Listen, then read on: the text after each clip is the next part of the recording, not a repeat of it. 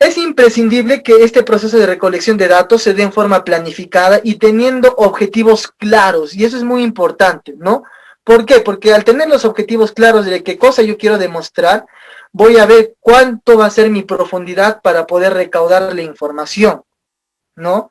Entonces, si yo me invento otro tema de investigación, no lo sé, a ver, ya los ejemplos lo vamos a ir viendo más adelante, pero ahorita les voy a lanzar uno. Por ejemplo, hipertrigliceridemia como factor de severidad en pacientes con pancreatitis aguda, por ejemplo.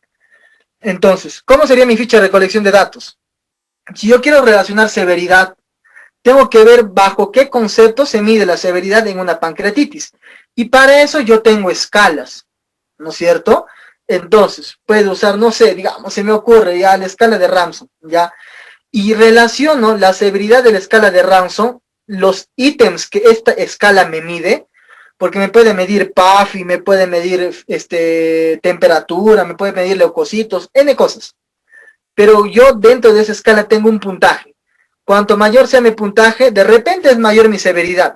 ¿Y eso con quién lo comparo? Con los valores de triglicéridos. ¿Y eso de dónde lo saco? De mi ficha de recolección de datos. ¿Ya? Entonces es muy importante, por eso les decía, importante que para que uno arme la recolección de datos y posteriormente esta pueda validarse, la operacionalización de las variables tiene que estar muy bien hecha. Por favor, eso siempre ténganlo en cuenta. Conozcan bien sus variables, conozcan bien qué es lo que quieren investigar y cuáles son, bueno, valga la redundancia, las variables que ustedes tienen, ¿no? Entonces, a ver, voy a mover esta imagen por acá un ratito. Listo. Entonces, ¿qué es un instrumento de recolección de datos? Acá vamos a leer un poco, ¿no? Es un recurso de que pueda valerse o que tiene el investigador para acercarse a los fenómenos y extraer de ellos información, ¿no? Generalmente yo como inicio una recolección de datos, una ficha de recolección de datos, sea una encuesta, sea un checklist, no lo sé. Siempre se inicia con el nombre, se inicia con el título del trabajo, de dónde está yendo el trabajo, si es de una universidad, si es de un hospital, el objetivo de la investigación, el nombre o los nombres de los investigadores, y empezamos siempre con la edad, empezamos siempre con el sexo, y poco a poco agarramos los ítems de la operacionalización para ir poniéndolos poco abajo en mi ficha de recolección de datos, ¿no? Y aquí yo le conozco como técnica. Técnica es el conjunto de mecanismos, medios y sistemas ¿de qué? De dirigir, recolectar, conservar, transmitir, reelaborar los datos sobre algunos conceptos. Entonces, si yo conjunciono el término de técnica con el término de recolección de datos o instrumentos de recolección, voy a ver que son cualquier mecanismo o medio que yo tenga para poder adquirir para mi trabajo lo que me falta, es decir, la información que yo quiero demostrar, ¿ya? Eso viene a ser una técnica de recolección de datos. Entonces, chicos, acá vamos digregando un poquito para que poco a poco ustedes también me vayan entendiendo, ¿no? Entonces, bueno, acá como resumen, esperen, voy a mover esto un ratiño, acá, ya. Entonces, el instrumento de recolección de datos es, como les decía, cualquier recurso que recopile información frente a la investigación, ¿no? Son elementos básicos que extraen la información de las fuentes consultadas. Son los soportes que justifican de alguna manera, y esto es muy importante, que le dan validez a la investigación. Y acá, chicos, siguiente pregunta, por favor, para todos ustedes. ¿A qué conocen como validez? A ver, pueden ponerme sin ningún problema. Eso lo vamos a ver un poquito más adelante, pero, a ver, quiero ver si ustedes van bien con ese tema. ¿A qué denominan ustedes validez? A ver, escriban, por favor. Vamos, chicos, sin miedo, sin miedo. Acá no estamos estamos para aprender. Más bien no quiero que se me duerman, nada más, es lo único que quiero. No quiero que se me duerman. ¿A qué conocen ustedes como validez? A ver, 10 segunditos más.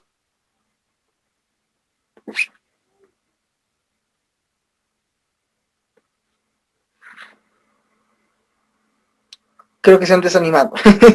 Ya, chicos, bueno, validez se refiere a la exactitud que yo tengo con un instrumento para medir lo que realmente quiero medir. Uno se pregunta y dice, pero eso no es una chanfaina, no es, no se me hace una trabalenguas en mi cabeza. Bueno, podremos resumirlo en otro concepto, ¿no?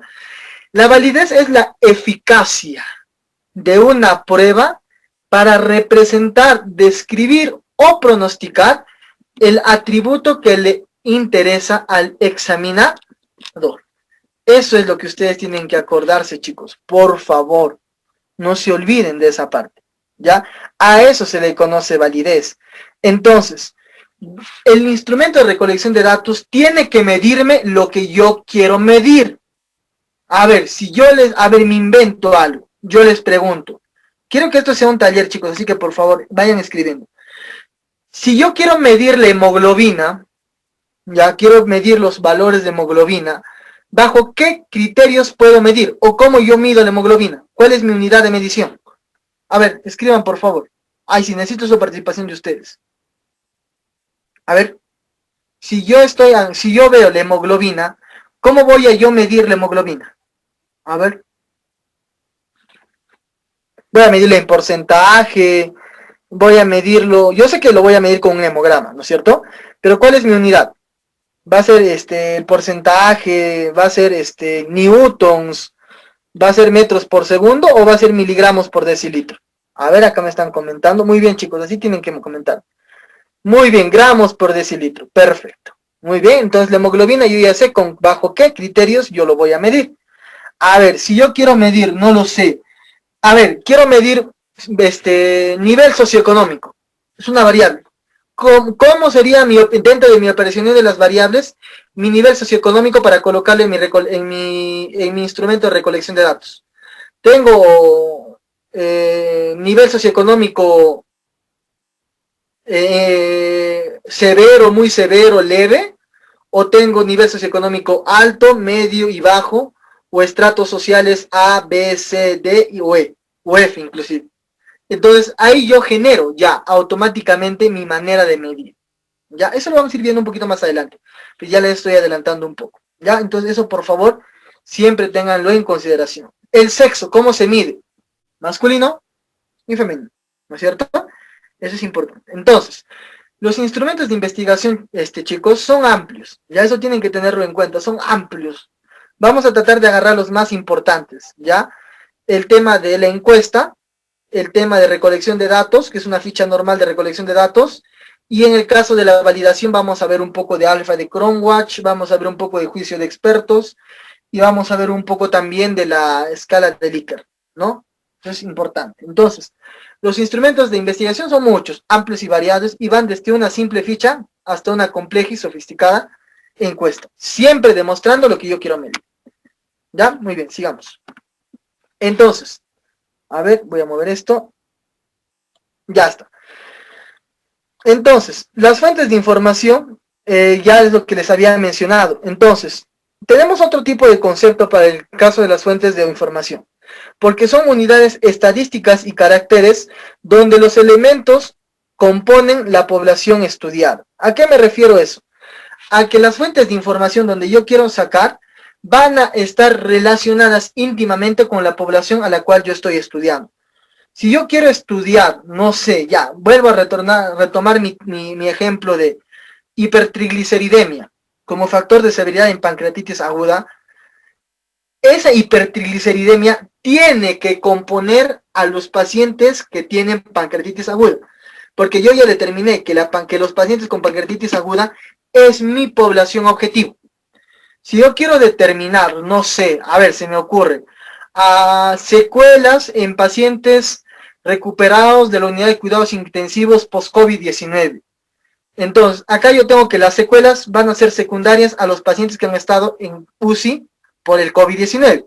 Entonces, esas fuentes de información, esas secuelas o las variables que van a formar parte de las secuelas, por ejemplo, estenosis traqueal, ¿no? O una neuropatía periférica, o una disnea crónica, ¿no? Inclusive una disnea crónica en reposo, que se presenta obviamente en estos pacientes. Tienen que ser común en quién, en la población que yo estoy estudiando, que son pacientes post-COVID-19, ¿ya? y obviamente que han salido de la unidad de cuidados intensivos. Es por eso que es muy importante, y es por eso que ya estamos acá, es que dentro de lo que podríamos denominar como la última parte de nuestro trabajo, es ya tener todo claro para saber dónde actuar y bajo qué criterios actuar, ¿ya? Eso por favor no se olvide. Entonces, estos caracteres pueden ser numéricos y en esos casos se va a llamar variables cuantitativas, ¿no? Por ejemplo, en el caso de que sea numérico, lo que les decía, edad, por ejemplo, ¿no? La edad es una variable numérica, obviamente, ¿no?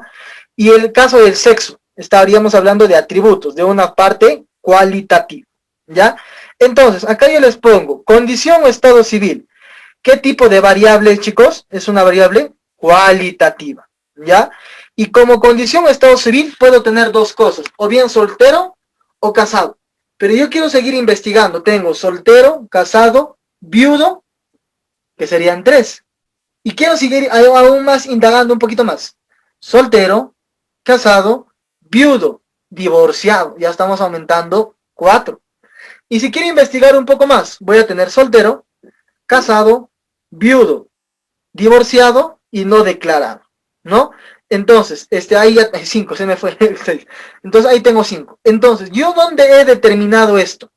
¿Dónde he determinado el tema de la medición, el tema de las técnicas o de los criterios que yo voy a usar en la fuente, en mi ficha de recolección de datos? En la operacionalización de las variables. Ahí es donde yo he definido eso, chicos. Ahí. No ahora, yo no lo voy a definir ahora. Yo simplemente voy a copiar lo que yo ya tenía en mi operacionalización acá. ¿Ya? Entonces, esas fuentes de información, como les decía, las puedo obtener de manera primaria o secundaria, dependiendo cuál sea pues el tipo de fuente. Recuerden que las fuentes secundarias no tienen tanta confiabilidad, ¿no? Por ejemplo, buscar, no sé, a ver, se me ocurre, agarro Google y pongo, no sé, quiere investigar sobre la mortalidad o el pronóstico de los pacientes egresados de la unidad de cuidados intensivos post-COVID-19. Yo tipeo eso en Google y me va a aparecer noticias, por ejemplo, ¿no? ¿Eso es una fuente secundaria o una fuente primaria? Eso es una fuente secundaria, ¿ya?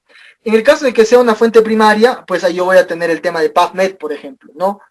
O artículos originales, que es muy importante. Ahora, acá hay algo muy importante que me gustaría preguntarles.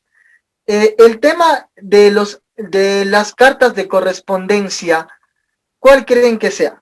¿Qué fuentes, primario o secundario? La carta de correspondencia o las cartas al editor. Ustedes cuando han buscado, varias veces han encontrado correspondence, ¿no? O editor, o cartas al editor, ¿no? ¿Ustedes qué tipo creen que de fuentes sea? ¿Primarios o secundarios? A ver. Acá creo que ya están escribiendo. Acá Alejandro me dice secundaria. A ver, vamos a esperar 2 más, a ver que se animen por favor a escribir.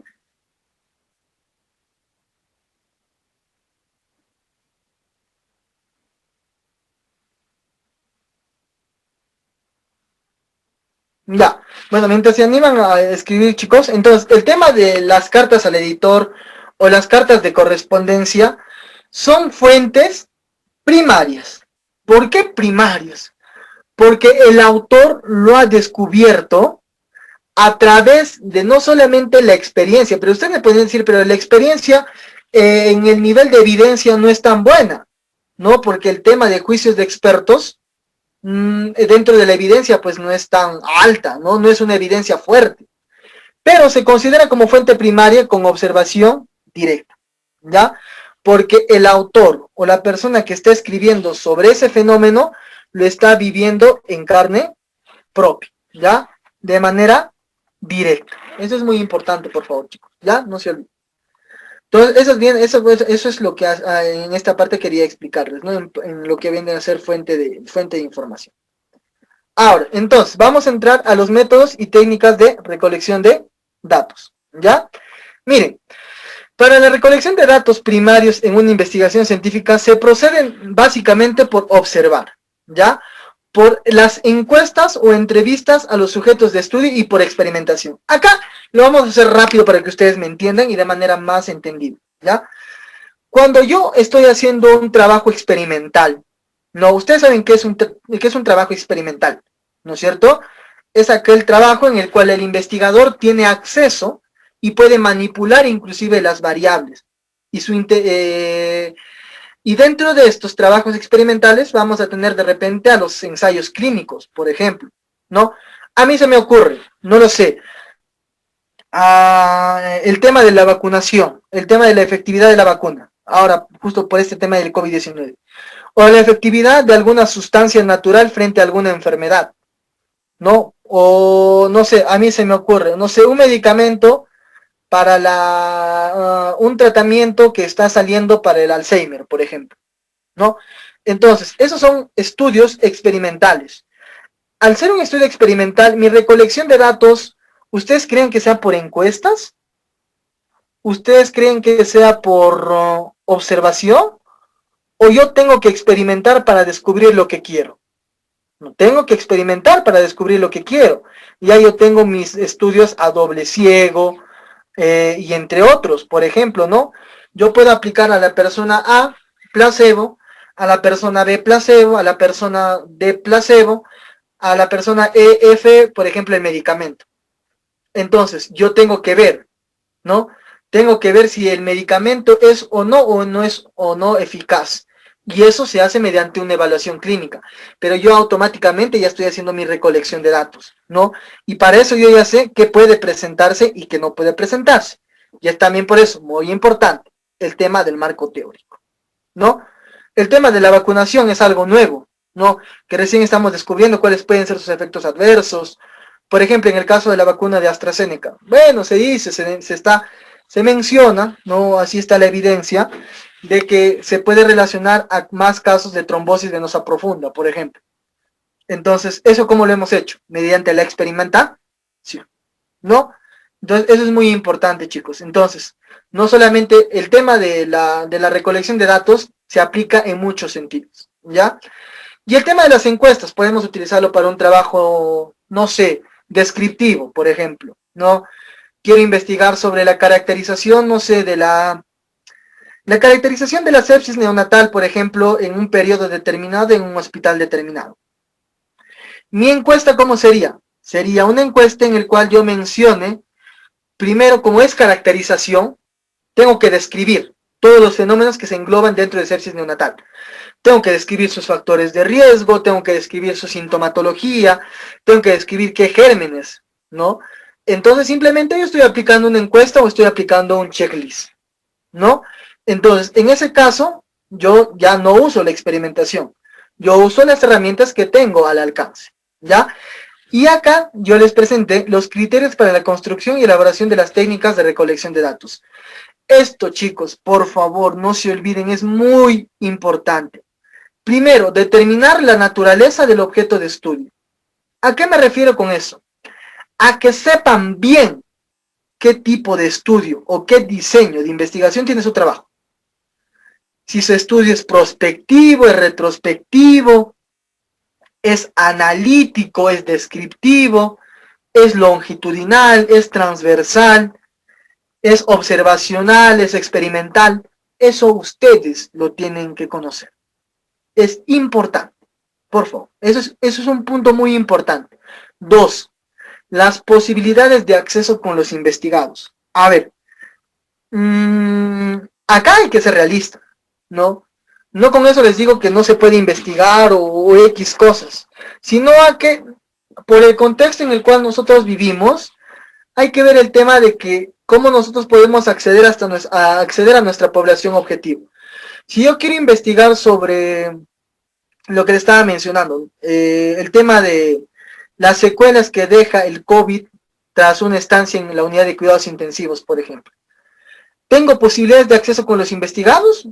Ahora creo que sí, porque la data que manejan los hospitales es amplia. Y yo sé a quiénes les dio COVID y quiénes de estos entraron a la unidad de cuidados intensivos. Y como yo tengo una data, me puedo conseguir el número telefónico, puedo llamar, puedo pactar una cita y empezar a poder recolectar mis datos para mi trabajo. En cambio, ¿qué pasa si por OVE yo quiero hacer un trabajo multicéntrico, por ejemplo? comparar las poblaciones de acá de Cusco con, por ejemplo, yo estoy acá en Cusco, no, les digo, acá en Cusco, con la población, no sé, digamos de Tacna, donde están ustedes, o con la población de Lima, no lo sé. Entonces, en este caso es ver las posibilidades de acceso con los investigados, ¿no? Ver si es que me va a salir o no me va a salir, ¿no? Si es que voy a tener o no voy a tener error, o voy a tener sesgo, por ejemplo. Entonces, eso es muy importante, hacer la determinación previa, ¿ya? Después, otro criterio es conocer el tamaño de la población o muestra, para saber a cuántas personas voy a aplicar, ¿no? Eso es muy importante, y para eso, ustedes han visto y ya conocen las diferentes formas de cómo hacer su muestreo, cómo hallar su población, cómo hallar su universo, ¿no? Después ver con los recursos con los que se cuenta. Por ejemplo, yo quiero investigar, no sé, a mí se me ocurre investigar sobre la eficacia o quiero demostrar la existencia de un gen en un determinado tipo de cáncer, por ejemplo, ¿no? Entonces, ahí yo tengo que ver si es que en la recolección de datos yo tengo que pedir a mis pacientes que se hagan una medición, digamos, un estudio del gen, digamos, P53. O quiero, no sé, investigar acerca del síndrome de Turner o del síndrome de Edwards o de alteraciones cromosómicas. Entonces, ahí yo qué tengo que hacer, pedirles a mis pacientes un cariotipo, por ejemplo. Entonces, ahí yo tengo que ver qué recursos son los con los que yo cuento para poder demostrar mi hipótesis, para poder también yo hallar mis propios resultados como tal, ¿no? Entonces, eso es muy importante, chicos, por favor, eso no se olvide, ¿ya? Después, la oportunidad de obtener datos, ya les expliqué, ¿no? En el caso de igualito al ítem número 2, que son las posibilidades de acceso con los investigados, y conocer el tipo y la naturaleza de la fuente de datos, ¿no? Que eso lo vamos a ver un poquito más adelante. A ver, vamos a ver, pasamos a la siguiente, creo que no quiere pasar. Ahí está, muy bien. Entonces, aquí les menciono, ¿no? Sobre las principales técnicas de... A ver, un ratito, por favor, chicos. A ver, un minuto. Ya. Aquí les voy a mencionar sobre las principales técnicas de recolección de datos. La primera es la encuesta, ¿ya? La encuesta ustedes conocen que es una ficha, ¿verdad? La encuesta es una ficha en la cual ustedes tienen que aplicar directamente a las personas, ¿no? O en este caso a su población, ¿ya? En el cual nosotros podemos ver, ¿cómo les digo? Podemos establecer contacto, ¿ya? Por estos cuestionarios que previamente se establecen, ¿no? Yo voy, te entrego una hoja, tú me la respondes, o yo voy, agarro el teléfono, te empiezo a preguntar, señora, ¿cuántos años tiene? 50. ¿Cuánto tiempo va con la enfermedad? 5 meses, por ejemplo. ¿Usted se siente alegre, feliz, contenta, alegre, triste, acongojada, preocupada? No lo sé, preocupada. Ya, entonces ahí yo estoy empezando a agarrar un poco de las modalidades de la encuesta. Y dentro de eso, ¿no? Por ejemplo, el tema de las encuestas se puede manejar bajo 4 criterios, ¿ya? El tema de las encuestas se puede manejar bajo 4 criterios. El primero, la encuesta personal, la que usualmente nosotros hacíamos antes, ¿no? Yo agarraba mi ficha de recolección de datos y, no sé, caminaba por el hospital y entregaba a un paciente, por ejemplo, digamos lo que siempre a veces acá en Cusco aplicábamos nosotros mucho, el tema de la satisfacción de los asegurados en el servicio de emergencia del hospital tal. Ya, obviamente nos gritaban los pacientes, nos decían que cómo es posible que ahora que estemos ahí esperando a que nos atiendan, nos traen este tema de las encuestas y todo eso, ya. Pero pasa, pues chicos, pasa. Entonces, eso antes era de manera presencial, ¿no? El tema de la encuesta, pues, cara a cara o personal, face to face, como nosotros le llamamos. Después vamos a tener las encuestas por correo, ¿ya? Son aquellas encuestas que uno envía al correo electrónico de nuestros pacientes para que ellos lo puedan responder y nos los puedan reenviar. Después tenemos las encuestas por teléfono, ¿no? El ejemplo que yo les decía. Agarro mi checklist o agarro mi ficha de recolección de datos y empiezo a preguntar. ¿Usted presenta dificultad respiratoria? Sí. ¿Tiene adormecimiento en los pies? Sí. ¿Le palpita el pecho? No. Etcétera, etcétera, etcétera. Entonces ahí yo demuestro que el tema de la operacionalización de las variables y los ítems de ahí, yo lo estoy utilizando para el tema de la recolección de datos, para la ficha. Recuerden lo que ya les dije en un principio, la ficha de recolección de datos tiene que ser una ficha donde se encuentren mis variables de investigación, ¿ya? Y después tenemos las encuestas online. Estas encuestas online, ustedes ya lo habrán visto, chicos. Múltiples personas, por ejemplo, agarran las redes sociales y empiezan a crear Google Forms, ¿no es cierto? Esos Google Forms en los cuales tú tienes que llenar tu correo, tu teléfono, tienes que llenar y te empiezan a hacer una serie de preguntas, por ejemplo, ¿no? Digamos, si mi tema de investigación es nivel de conocimiento de las personas del distrito, me voy a inventar un distrito acá de mi ciudad, del distrito de Huancha a las normas de bioseguridad contra el COVID-19. Entonces aquí yo pongo, ¿no? Dentro de mis instrumentos. ¿Conoce el correcto uso de la mascarilla? ¿Usa usted la mascarilla? ¿Mantiene una distancia mínima de 1,5 metros con relación a otra persona? Entonces ahí yo estoy determinando el tema de, simplemente en este caso, al ser online, el tema pues de la encuesta online, ¿no? Que lo puedo manifestar en un Google Forms, por ejemplo. Es lo que se me ocurre. Entonces, eso es muy importante, que todo dependa de su operacionalización, de su tema de investigación y de su marco técnico, ¿ya? Después vamos a pasar acerca de la entrevista. La entrevista es una situación de interrelación o diálogo entre dos personas, ¿no? Ustedes saben que muchas veces han visto entrevistas, ¿no es cierto? Yo me paro frente a una persona y empiezo yo a realizarles preguntas, ¿ya? Esta entrevista tiene múltiples modalidades, chicos, múltiples. Puede ser una entrevista libre, puede ser una entrevista estructurada, puede ser una entrevista focalizada, puede ser una entrevista simultánea o una entrevista sucesiva. De aquí yo no necesito que me aprendan todo. Lo que sí necesito que ustedes me sepan es que la entrevista, como tal, es cuando yo converso con una persona y empiezo yo a generar mis resultados a partir de esa conversación. Ahora, pero de repente ahí ustedes se preguntan, ¿la entrevista puede darse para poder resolver una encuesta? Sí. Y es la principal causa de que se produzca una entrevista. ¿Ya? Entonces, eso es muy importante, chicos. Siempre eso tengan cuidado. Que la entrevista también es una técnica de recolección de datos. Muy bien, sigamos. Después tenemos el análisis documental. ¿Ya? Algo que quiero mencionar acá es que una diferencia muy notoria de este análisis documental con las otras técnicas es que en este análisis documental se obtienen datos de fuente primaria mediante un análisis documental. ¿A qué me refiero? A que yo voy a agarrar libros, boletines, revistas, periódicos, folletos, donde vamos a poder recolectar datos sobre las variables de interés. Por ejemplo, yo les pregunto, no lo sé. A ver, el tema de lo que les estaba mencionando de la hipertrigliceridemia como factor de severidad en pacientes con pancreatitis aguda. Les dije, ¿cómo mido mi severidad en pancreatitis? Con la escala de Ransom, por ejemplo. Dentro de esa escala de Ransom, ¿qué ítems voy a tener? ¿Qué ítems voy a investigar?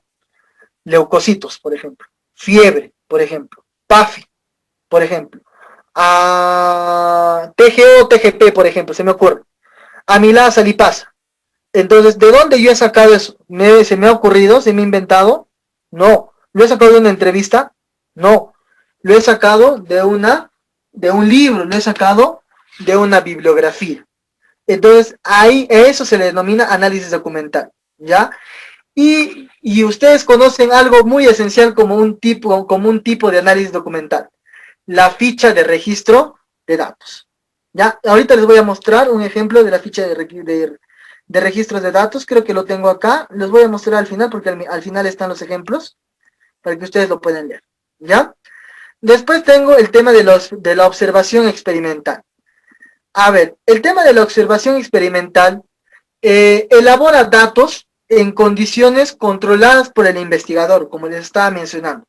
Y porque al ser un tipo de estudio longitudinal, puede actuar cuando quiera y puede manipular las variables cuando quiera, ¿ya?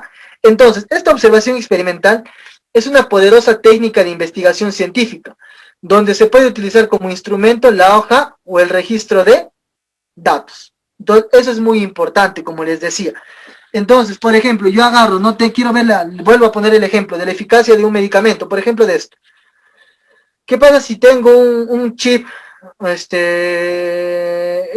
que me produzca insulina y voy a colocar a todos los pacientes que tengan diabetes mellitus este dispositivo que secreta insulina?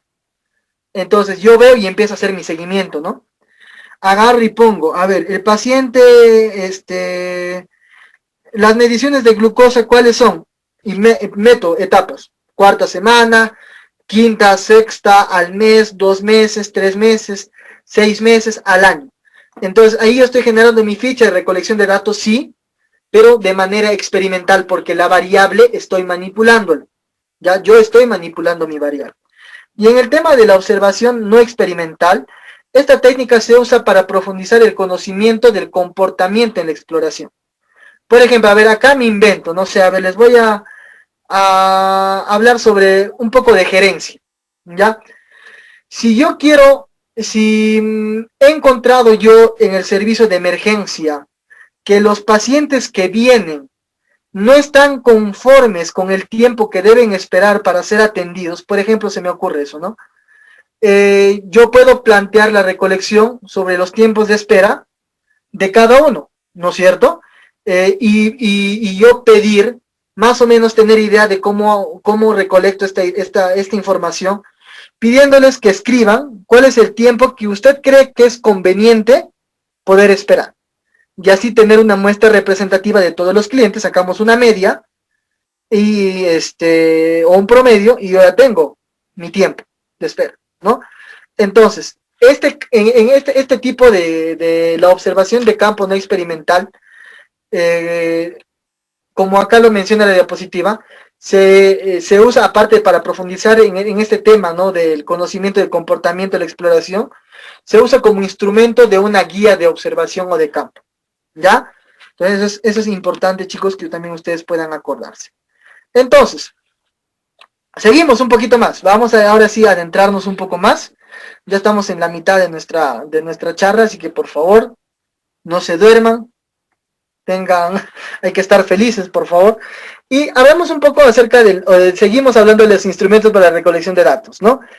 Los dos que quería que ustedes sí o sí entiendan. El primero es el cuestionario y segundo son las escalas de actitudes, porque con estos dos voy a empezar a recolectar mis datos, porque son instrumentos que me van a ayudar a recolectar los datos, ¿no? Estos instrumentos para la recolección de datos, como les he dicho desde el principio, tienen que tener en cuenta los objetivos de la investigación, ¿ya? Entonces, si hablamos de un cuestionario, vamos a hablar de un conjunto de preguntas destinados a recoger, procesar y analizar información sobre hechos estudiados en alguna población, o sea, en las muestras. Y esto es muy importante. Los cuestionarios, las preguntas que yo voy a tener ahí, pretenden alcanzar información mediante las respuestas de esta población, ¿ya? En cambio, en el caso de una escala de actitudes, estas van a medir ¿qué cosa? Intensidad, ¿ya? Van a medir intensidad de actitudes de forma objetiva, de forma verídica, veraz.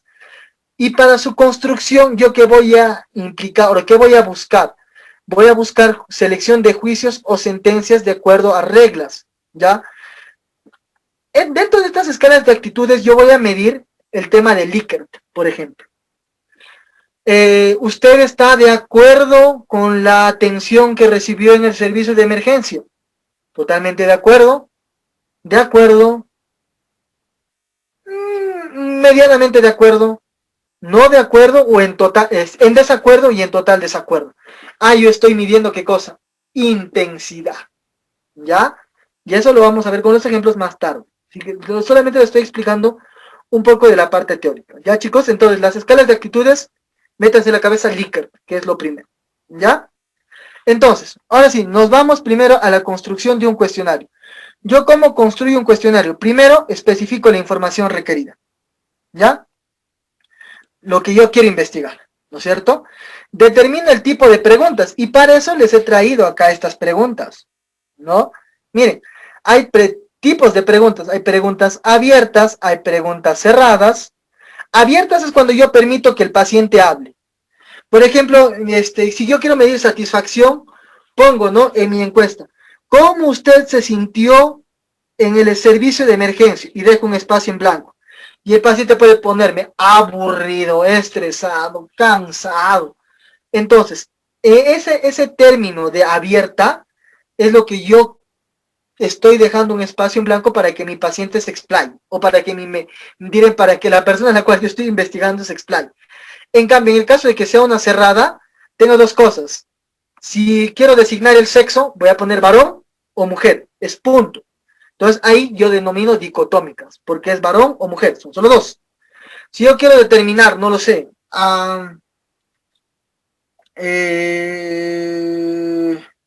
quiero ver cómo varía el BK en esputo, por ejemplo, entre una TB pulmonar normal y una TB miliar, por ejemplo. Entonces yo, dentro de uno de los tipos de pregunta que voy a poner, tipo de tuberculosis que usted presenta, TB miliar y TB pulmonar, o TB simple, por ejemplo, ¿no? Porque obviamente los dos son pulmonares, pero TB simple, ¿no? Patrón no miliar. Entonces, ahí yo estoy considerando qué cosa, mi pregunta cerrada, ¿no? De variable dicotómica. Puede decir tricotómica, a partir de 3 ya no llamas tricotómica, llamas de opción múltiple, ¿ya? Y esta de opción múltiple, por ejemplo, yo puedo tener, no sé, a ver, se me ocurre. Dentro de las secuelas respiratorias, yo puedo poner, presenta usted de una de las siguientes secuelas, 2 puntos, disnea. Entre paréntesis, obviamente le voy a poner dificultad respiratoria, ¿no? Disnea, agitación, digamos, palpitación, estenosis traqueal, entre otros. Entonces, ahí yo estoy haciendo mi opción, pero simple. Al ser simple, solo puedo marcar una. Entonces, ahí yo tengo que tener mucho cuidado. En el ejemplo que yo les he mencionado, no es simple, son de respuestas múltiples, porque pueden tener 2 o más respuestas. Es lo que ustedes a veces acostumbran a dar en los exámenes en la universidad, es muy parecido, ¿ya? Entonces, ahí yo tengo ya qué tipo de preguntas tengo. Preguntas tanto del tipo cerradas y abiertas, ¿ya? Y en el caso de que yo agarre los dos en mi cuestionario, ya es mixta, ¿no? Después, determinar el contenido de cada pregunta, es lo que les estaba mencionando. ¿Y todo eso data de qué? Data de mi operacionalización de las variables. ¿Ya? Eso por favor métanselo bien en la cabecita. Data de mi operacionalización de las variables. ¿Ya? Después, determinar la forma de respuesta de cada pregunta. ¿Qué es lo que yo quiero demostrar con esa pregunta? Eso es importante, por favor. ¿Ya? Después de determinar las secuencias de preguntas. Usualmente, ¿qué va primero? Primero va lo que les decía, el nombre del que está respondiendo la encuesta, o pueden considerarlo simplemente como anónimo, porque a veces algunas personas se limitan un poco cuando ponen sus nombres, ¿no? De ahí ver el tema de la edad, el tema del sexo, y ahí siguiendo poco a poco, primero con mis variables dependientes, independientes, y terminando con mis intervinientes, ¿ya? Eso es importante, por favor. Y después evaluar y probar el cuestionario, es decir, validarlo, ¿ya? Como lo vamos a ver un poquito más adelante. Eso ya habíamos visto, el tipo de preguntas, y acá está lo que les quería mencionar, ¿no? Miren, lo que les decía, ¿no? Primero, acá tengo Emérita Escuela Normal Federalizada de Tamaulipas, por ejemplo, ¿no? El lugar donde yo estoy, donde la investigación se está haciendo, ¿no? Digamos, mi universidad, Universidad Andina del Cusco. Después tienen que poner el título del trabajo de investigación. Después pueden mencionar un poco de la introducción, ¿sí? Después el tema del objetivo, eso sí es importante, por favor. Eso del objetivo, métanse bien en su cabeza, chicos. Sí o sí tiene que ir. Porque una persona, para que pueda responder su encuesta, tiene que conocer del por qué tú estás haciendo esa investigación. ¿Ya? Entonces siempre consideren al menos el objetivo general. Si pueden poner los objetivos específicos, genial, no habría inclusive ningún problema. Sería hermoso, igual, eso consideren, siempre. Y después empezamos ya con el cuestionario. Y siempre coloquen las instrucciones. Si ustedes quieren que su paciente marque de 2 a más, o las personas que ustedes están investigando marquen de 2 a más, pónganle de 2 a más. Ahí pongan. Marque 2 o más de las siguientes alternativas, por ejemplo. O si solamente quieren que responda a uno, coloquen como acá. Selecciona solamente una respuesta que considere pertinente a cada pregunta. Solo uno, ¿no? Marcando con una X la letra seleccionada. Por ejemplo, la elección de la profesión docente se debe a... Entonces acá uno marca. Sus años de profesión docente oscilan entre... Uno marca. Entonces, ¿cuál es el trabajo? ¿Cuál es el título? Mire, ¿qué importancia tiene para los maestros trabajar con la educación artística en la educación primaria? ¿Es un tema? Sí, es un tema de investigación, ¿no? A ver, creo que acá me están preguntando algunas preguntas. Ajá. A ver, acá Francisco me hizo 2 preguntas. Primero, ¿cuándo saber qué tipo de instrumento... ¿Cómo saber qué tipo de instrumento usar según la investigación? Ya. Francisco, tú automáticamente, por ejemplo, en el caso de un estudio... por ejemplo, no sé, se me ocurre un estudio descriptivo o un analítico. Lo que yo voy a usar no va a ser un Likert, ¿no? Porque si usaría un Likert, ¿qué vería? El tema de lo que les decía, ¿no? Esa afinidad que yo tengo, esa intensidad que yo mido algo. Si yo quiero medir depresión, ahí sí voy a usar Likert, por ejemplo. De eso tiene que ver mucho bajo qué criterios y bajo qué tema, qué tipo de investigación estés realizando, ¿no? Ahora, aquí tú me mencionas que para que una persona antes que llene el cuestionario es necesario que firme el consentimiento. Sí, por lo general es importante realizar antes el consentimiento informado y entregarles al mismo tiempo el consentimiento informado y la encuesta. ¿Ya? Es importante, los dos, al mismo tiempo. ¿Ya? Para que no se pierda tiempo. Entonces, aquí lo que ustedes tienen, regresando a nuestro ejemplo, tienen un ejemplo, valga la redundancia, de cómo se puede elaborar un cuestionario, ¿no? Este tema, bueno, yo lo elegí, el tema de educación, vamos a ver en el tema de salud un poco más adelante, pero es lo que nosotros aplicamos, ¿no? Y estos, ¿qué vienen a hacer? ¿Qué son estos ítems? ¿Qué son estas respuestas?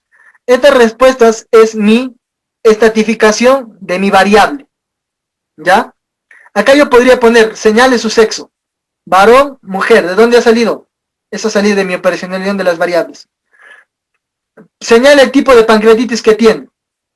Severa, moderada, leve, moderada, severa. Mencione el tipo, mencione la cantidad de triglicéridos. Ya no sería una pregunta abierta, ya no sería una pregunta cerrada, sería una abierta.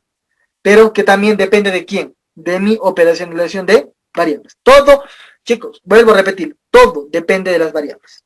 ¿Ya? Muy bien. Entonces, acá nos vamos a complicar un poquito más. Ahora pasamos a la escala de Likert. ¿Ya? A ver, esto lo voy a mover acá. A ver, denme un ratito, por favor. Ya. Hablamos de la escala de Likert. La escala de Likert, chicos, son instrumentos que a diferencia de los cuestionarios, deben ser estandarizados y preparados más cuidadosamente en términos de confiabilidad y validez. Eso es lo que les decía. En el tema del Likert, chicos, no es hacerlo así por así. Hay que tener mucho cuidado. ¿Por qué? Porque hay algunas propiedades referidas a esta medición que yo voy a tener con mi escala de Likert. Primero, la dirección que yo le voy a dar. ¿Por qué? Porque la dirección puede ser negativa o positiva. Porque tú agarras de acuerdo, en desacuerdo, totalmente de acuerdo o totalmente en desacuerdo, ¿no? Y el tema de la intensidad, ¿no? ¿Por qué?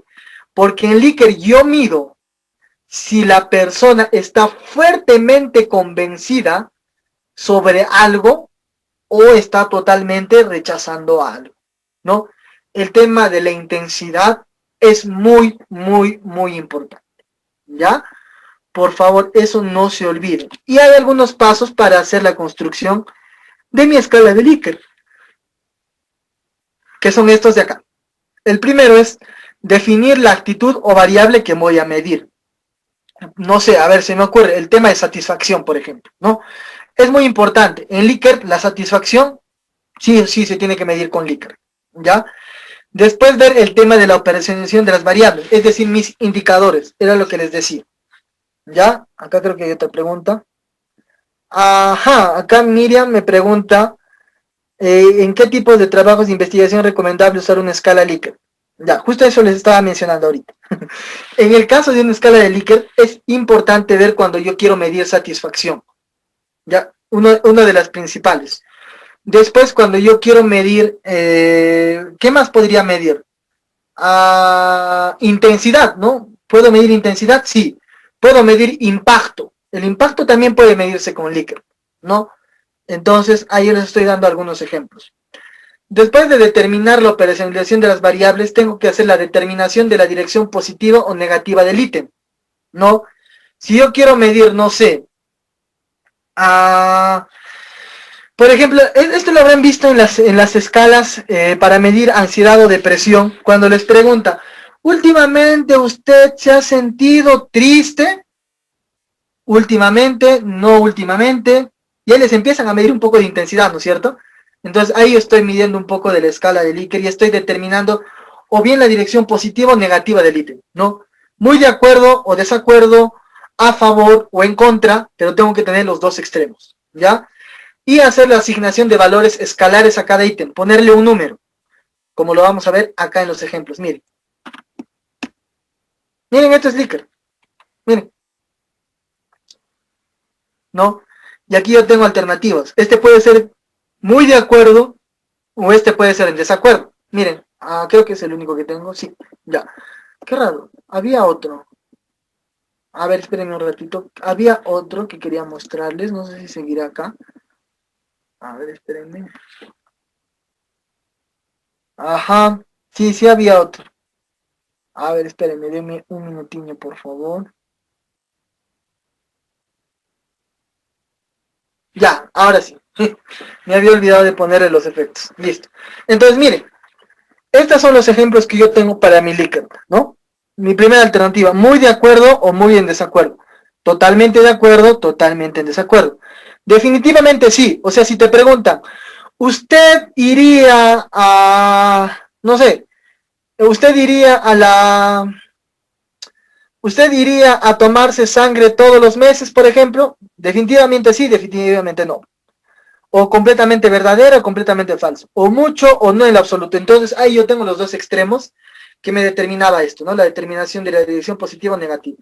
Y el tema de los ítems, ¿no? Que es esto, miren, aquí está, ¿no?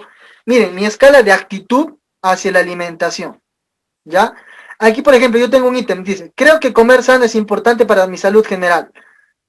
Puede estar totalmente de acuerdo, puede estar en totalmente en desacuerdo o totalmente de acuerdo. Tengo otro ítem. ¿Los alimentos preparados en casa son los mejores que los preparados en hamburgueserías y pizzerías? Pues yo puedo tener mi opinión de que, en lo personal, los alimentos preparados en casa sí son mejores que son los que se preparan en hamburgueserías y pizzerías. Entonces yo marcaría en total de acuerdo, ¿no? Me siento mejor comiendo sano. Uno responde, puede poner sí, totalmente de acuerdo o totalmente en desacuerdo. Y ahí nosotros vemos, ¿no? El tema de los ítems y lo que les estaba diciendo, ¿no? La asignación de valores escalares, que era lo que quería mostrarles acá, valores escalares con números. ¿Ya? ¿Se puede hacer eso? Sí. Después, la administración de, la administración de los ítems a la muestra apropiada, sí, designar los ítems de acuerdo al trabajo de investigación que tengo y que después hayamos puntajes totales de cada persona de acuerdo a la respuesta en el ítem, ¿no? Si yo sé que el totalmente de acuerdo vale 1 y el totalmente de acuerdo vale 5, eso también ustedes lo han visto en las encuestas o en algunas escalas para medir depresión o ansiedad que ahí abajo te pone, ¿no? De tal puntaje de 35 a 50, ansiedad leve, o de 50 a 100, ansiedad severa. Entonces, miren, automáticamente ya me da mi diagnóstico, solamente con haber respondido a las encuestas. ¿Ven? Es muy importante entonces el Likert. Entonces, miren acá. Les he traído otro ejemplo, miren. Por ejemplo, el trabajo en el cuidado de la salud de los colectivos propicia el desarrollo de mi autonomía personal. Totalmente de acuerdo o totalmente en desacuerdo. Considero que el cuidado de los colectivos favorece mi desarrollo humano y el de otros. Totalmente de acuerdo o totalmente en desacuerdo, ¿no? Entonces, es muy importante determinar el tema de la escala de Likert para mi trabajo, dependiendo qué es lo que yo quiero mostrar, ¿ya? Después, entonces, a ver, acá también se me fue, creo, se me fue el efecto, pero bueno, ya, ni modo. Aquí vamos a hablar acerca de los requisitos de un instrumento de medición. ¿Qué es lo que tiene que tener un instrumento de medición? Independientemente sea Likert, sea un cuestionario, sea una encuesta, lo que sea. Es que primero, todo instrumento de recolección tiene que reunir estos tres requisitos esenciales. Y estos siempre tienen que acordarse. La confiabilidad, la validez y la objetividad. ¿Ya? ¿A qué le denomino validez? Validez, lo que les decían antes, a la exactitud que tiene un instrumento para medir lo que realmente quiero medir o lo que realmente se propone para medir, ¿no? ¿Y quién lo valida? Lo valida un experto mediante un juicio de expertos o mediante un alfa de Cromwell, que lo vamos a ver un poquito más adelante, ¿ya? Ahora, aparte de eso, también la validez es la eficacia de una prueba que de una prueba para representar, describir o pronosticar el atributo que le interesa al examinador, ¿no? Después, ¿a qué denomino como confiabilidad? Aquí me pregunta Francisco, ¿cuándo un instrumento es válido? Justamente ya te di los conceptos, ¿no? Cuando realmente el instrumento se propone lo que quiere medir, es decir, si yo agarro un instrumento para poder medir la depresión, que realmente me pueda medir el nivel de depresión, eso es un instrumento válido, ¿no? O bien viene a ser la eficacia de una prueba para representar o describir o pronosticar el atributo que va a interesar al examinador, ¿no? Después el tema de la confiabilidad. La confiabilidad se refiere al grado en que su aplicación repetida al mismo sujeto u objeto produce resultados iguales. ¿Cómo es eso? No entiendo.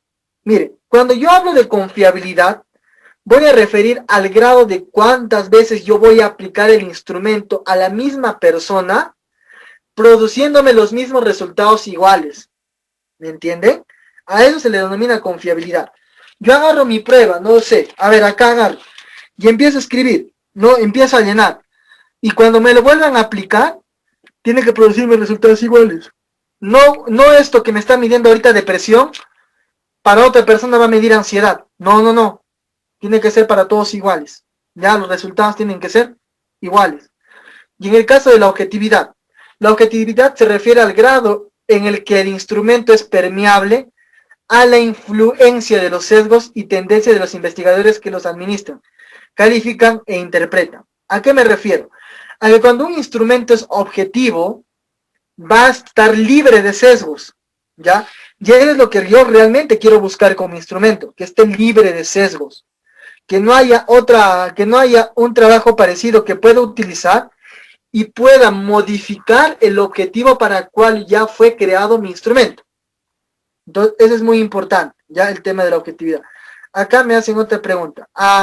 Si un instrumento, a ver, tengo dos preguntas, de Marc Sarmiento y de Francisco. A ver, Marc pregunta, ¿quién sería el profesional experto encargado de hacer la validación del instrumento? Yo te pregunto, Marc, mi trabajo es sobre la eficacia, miren, te repito, mi trabajo es demostrar la eficacia de un fármaco nuevo, por ejemplo, se me ocurre un anticuerpo monoclonal para la leucemia mieloide aguda. ¿Quién crees que debería validar eso? A ver, yo mismo quiero que tú mismo me respondas. Escriben en el chat. Ya, mientras me escribe Marc, voy respondiendo a la pregunta Francisco. Si un instrumento está elaborado en otro país, ¿es válido utilizarlo en nuestro país? Sí. ¿En qué condiciones? En cualquier condición. ¿A qué me refiero? A que si yo en el internet encuentro ya un instrumento que me mide algo, yo consulte con mi asesor ya, o con mi experto, en este caso con la persona que me está asesorando, de decirle, doctor, mire, disculpe chicos, mire, acá encontré este instrumento, digamos que ha sido validado en Chile. ¿Me lo puede revisar? ¿Lo podemos utilizar acá? Si tu asesor te dice que sí, entonces lo usas. ¿Me entiendes? Porque se asemeja a la población, ¿no? Pero es que eso también depende mucho de tu trabajo, ¿no?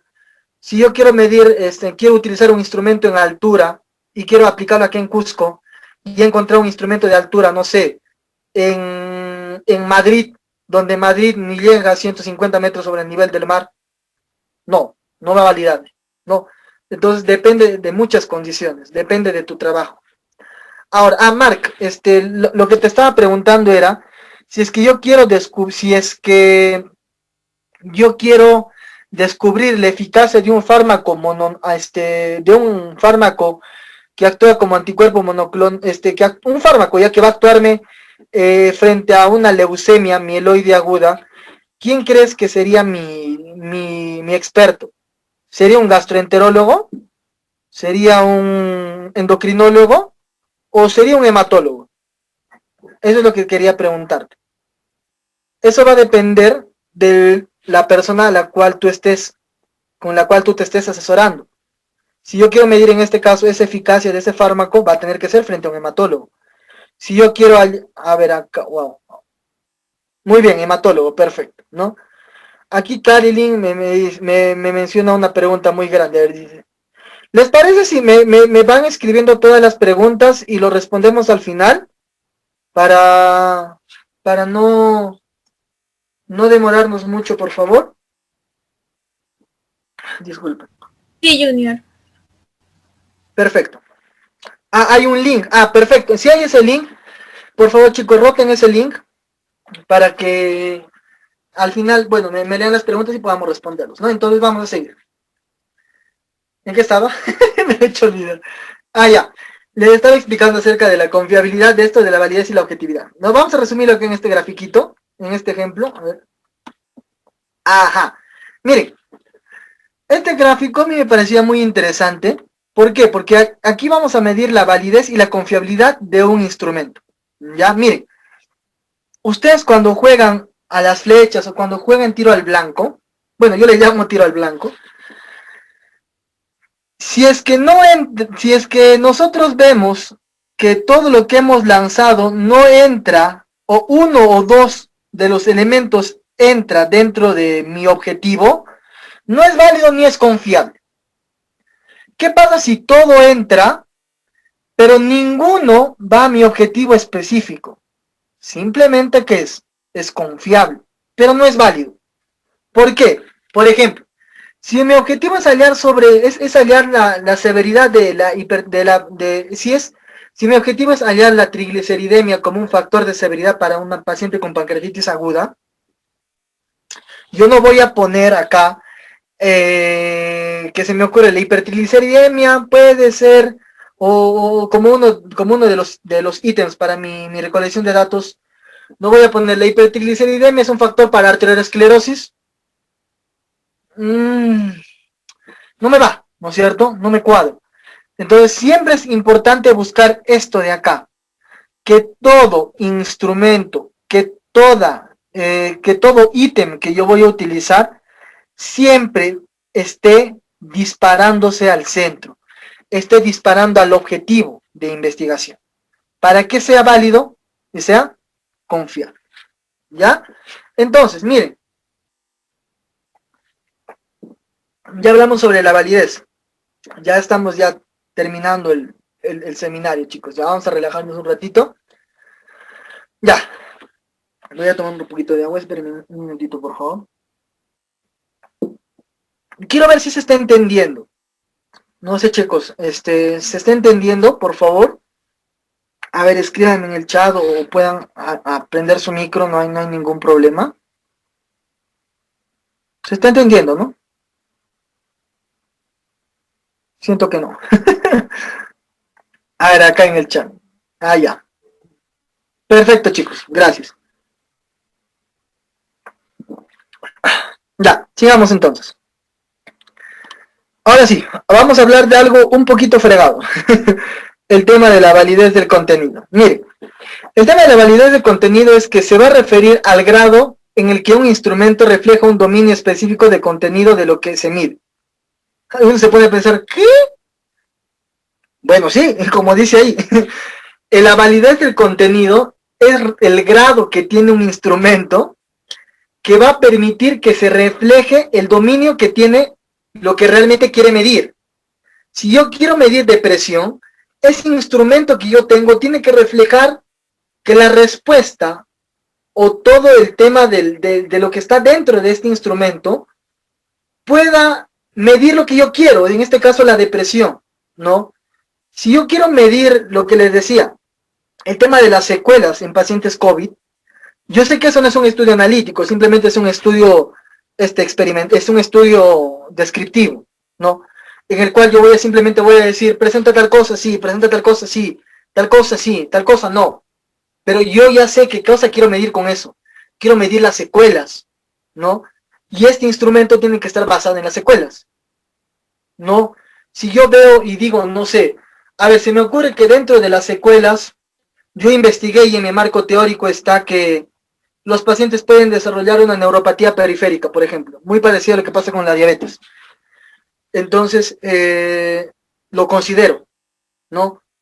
Pero ¿qué pasa si en la bibliografía yo no he encontrado nada? Y por ahí yo escuché que las personas que salen de UCI desarrollan, no sé, a ver si me ocurre, un síndrome de Takotsubo. Pero escuché por ahí. ¿Sigo teniendo validez? No, porque no está sustentado en una bibliografía, ¿no? Y se pierde lo que quiero que ese instrumento pueda reflejar, ¿me entienden? O sea, todo tiene que estar basado en fuente bibliográfica, ¿no? A no ser de que mi trabajo sea experimental. En el caso de que mi trabajo sea experimental, las cosas cambian un poquito. ¿Por qué? Porque al yo querer descubrir algo nuevo, donde no hay muchos conceptos teóricos, yo tengo que hacer el seguimiento y anotar todo. Ver si ha habido cambio, ver si no ha habido cambio. ¿Por qué? Porque esto quiero que se graben en su cabeza.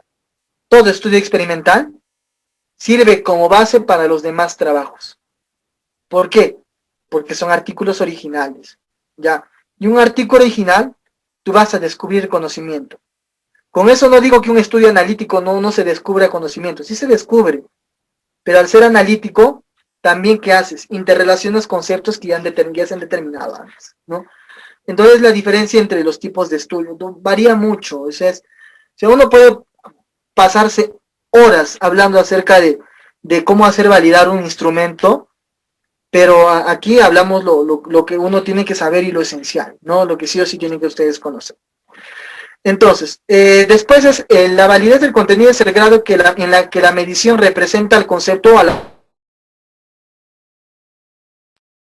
Primero tengo que conocer mi variable, como ustedes están viendo acá, ¿no? Miren, tengo mi variable y de acuerdo a eso, si esta medición que yo voy a agarrar con mi instrumento va a dominar toda la variable, recuerden que la variable es el círculo, va a agarrar toda la variable, pues hablamos de un dominio amplio, donde va a poseer validez de contenido.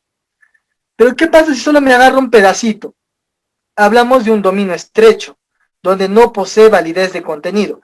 Pero aquí ustedes de repente nos estamos haciendo muchas bolas y no sabemos qué es validez de contenido, dominio amplio, dominio estrecho.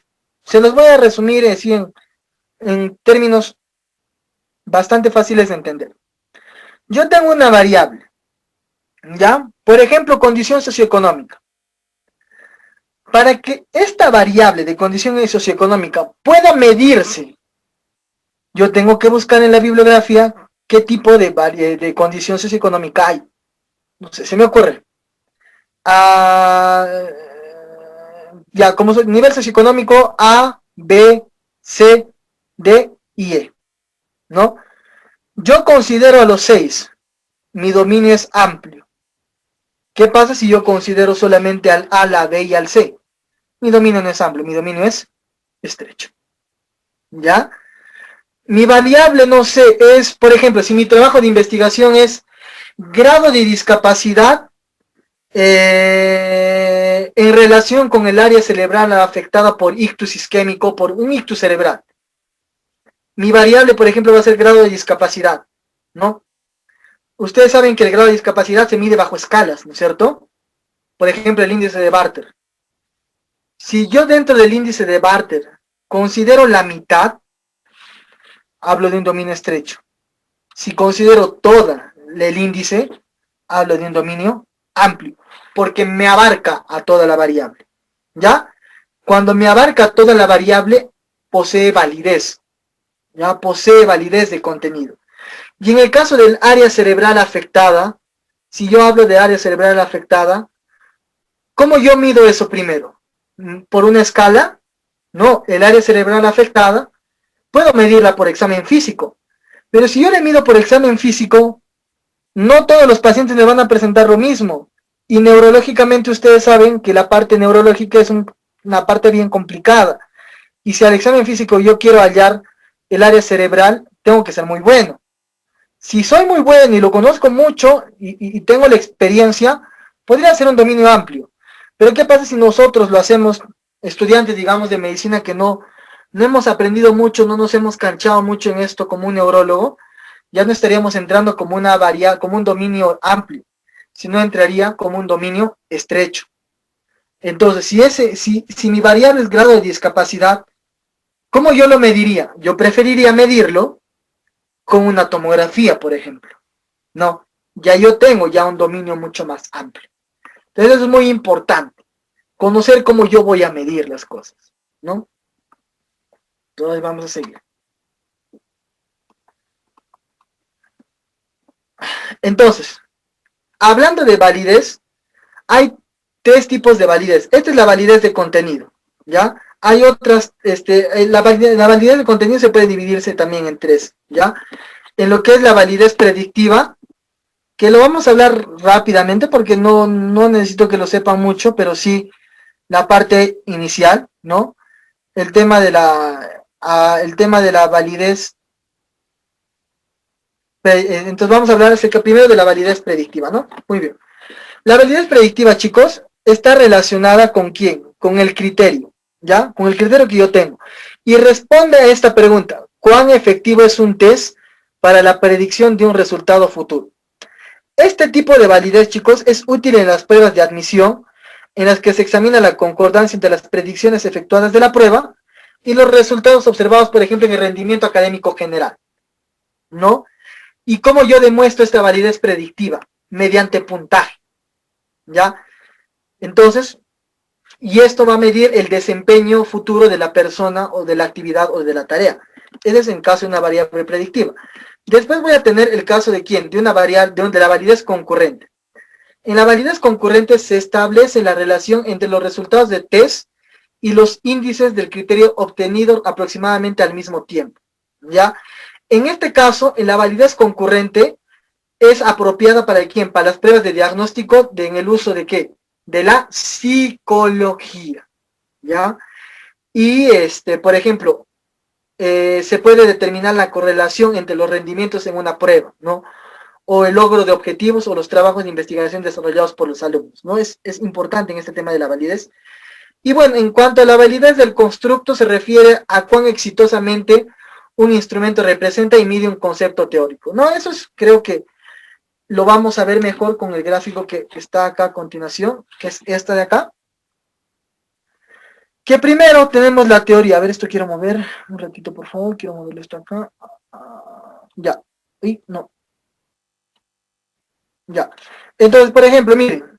Este instrumento con validez de constructo es que tengo una teoría donde A se relaciona positivamente con B, se relaciona positivamente con D, se relaciona positivamente con B, con C y con D, pero negativamente con B. Si este instrumento mide realmente A, o sea, si yo quiero medir A, automáticamente, ¿qué me tiene que medir? B, C y D, y relacionarse negativamente con A. En este caso, este instrumento mide mi A, mide mi variable A. Y a esto se le denomina validez de constructo. A ver, un ejemplo para que ustedes acá me entiendan. A ver, por ejemplo, si se me ocurre, no sé, a ver.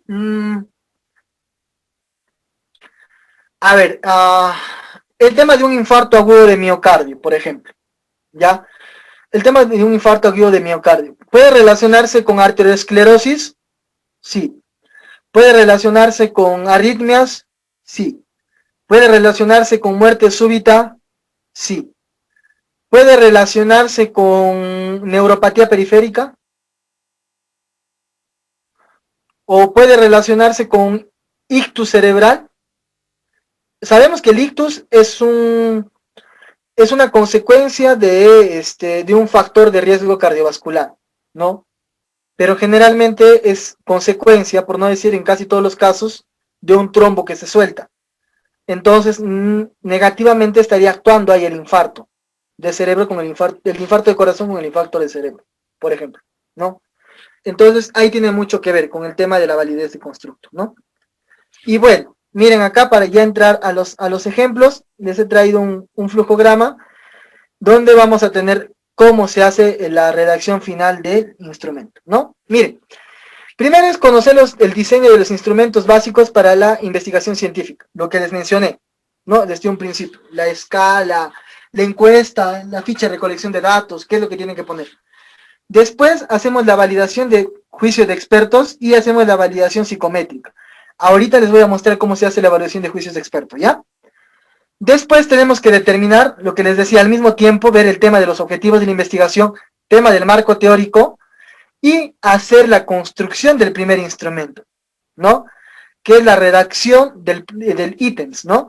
Después hacemos el juicio de expertos. Este juicio de expertos nos va a enviar a una guía de observación, nos va a decir, mira, considera esto, no consideres tal cosa, ¿no? Y podemos utilizar un capa de congen. No es tan necesario porque nunca yo lo utilicé y nunca literal nos los enseñaron, ¿no? Simplemente el tema de la observación se corrige, se forma, se hace una nueva redacción, ya se tiene una muestra piloto, se administra la prueba piloto y empezamos la recolección, ¿no? Y empezamos con el procesamiento de datos. Y aquí tenemos el alfa de Chromoshy, que es la redacción ya, la última parte para la redacción final del instrumento, que les voy a mostrar un poquito más adelante. ¿Ya? Entonces, eso es el tema de la ponencia del día de hoy. Ahorita les voy a mostrar los ejemplos. Este es un ejemplo que les decía, es justo el trabajo que les hice, ¿no? Que hice en la universidad, uno de los trabajos, que fue la hipertrigliceridemia como factor de severidad en pacientes con pancreatitis aguda, ¿no? Tenía acá mi objetivo, mi investigador, el protocolo de recolección, el número, qué tipo de qué ficha de recolección es. Y miren lo que les decía, los datos generales. Como este es un checklist, acá yo no necesitaba entrevistar, yo necesitaba sacar los datos de la historia clínica. Entonces agarraba la historia clínica, cuántos años tenía, el sexo, y empezaba. Este hematocrito, este porcentaje de hematocrito, Apache o Ransom era lo que les decía, ¿no? La escala para medir severidad. Y para poder poner el puntaje de Apache, tengo que considerar cada uno de los ítems. Y cada uno de estos ítems está en la historia clínica, dentro de los exámenes generales, de los exámenes auxiliares. Entonces, yo le daba de 1 a 4. ¿Por qué? Porque sé que 4 me equivale a muy severo, por ejemplo. Y automáticamente, a cuanto más puntaje de Apache, más severo. ¿Y con qué lo relacionaba? Con los triglicéridos. Y acá los triglicéridos, yo puse que sea leve, moderado, severo. Teniendo en cuenta de que leve tenía un valor, que era de 150 a 450, moderado de 450 a 999, y severo ya de 99, con 999 a más, ¿no? Entonces, era lo que yo tenía en consideración con ese ejemplo. A ver, vamos a ver si tenemos un poco más. Bueno, chicos, eso vendría a ser al menos todo por esta parte. Espérenme todavía. Les voy a, les voy a compartir alguna cosita. A ver, espérenme. A ver, voy a compartir ahora sí toda la pantalla para que ustedes puedan ver. Espérenme, denme un minuto, porfis.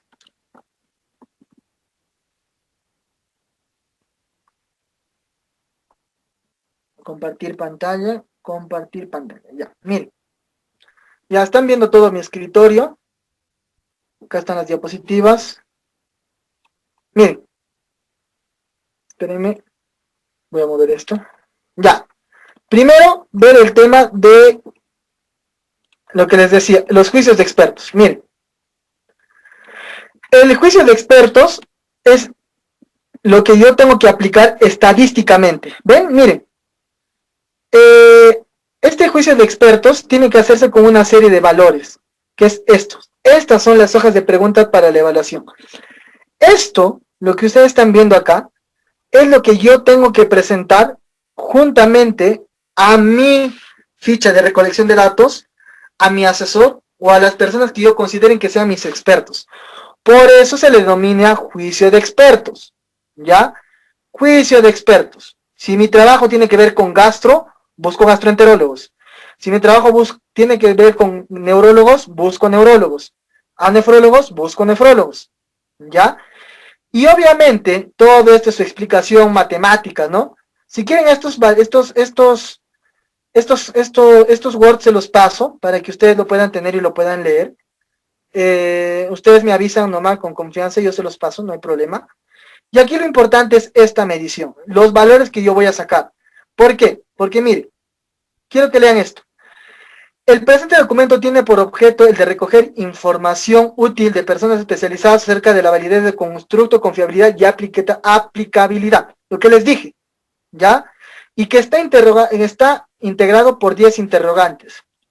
¿Dónde tengo estos ítems?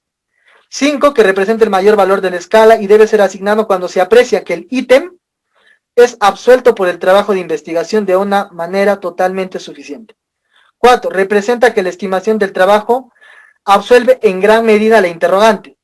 3, que lo hace en términos intermedios. 2, absolución escasa o en una ausencia, ¿no? Entonces es lo que yo tengo que medir acá. Por ejemplo, acá he medido, por ejemplo, del 1 al 5, ¿no? Entonces yo presento esto juntamente con lo que les decía, con mi recolección de datos, con mi ficha de recolección de datos, y obviamente se pone el nombre y apellido del experto, la firma, el sello y la fecha, ¿no? Esto es algo muy importante, sí. Aparte del juicio de expertos, tengo que aplicar esto, que es el alfa de ChromeWatch, que evalúa la confiabilidad del instrumento, ¿no? Los valores del alfa de ChromeWatch van entre menos 0.1 a 1, ¿no? Y lo que yo tengo que ver es esto. Miren, esto es teoría, ¿no? ¿Dónde está mi cuadro? Ya. Miren, mi cuadro tiene que ver esto con las preguntas. Ya, yo tengo que poner a cada pregunta un número. Y es lo que vamos a ver aquí en este Excel. Miren. Pero quiero hacerlo esto chiquitito. Ya, miren. Miren esto.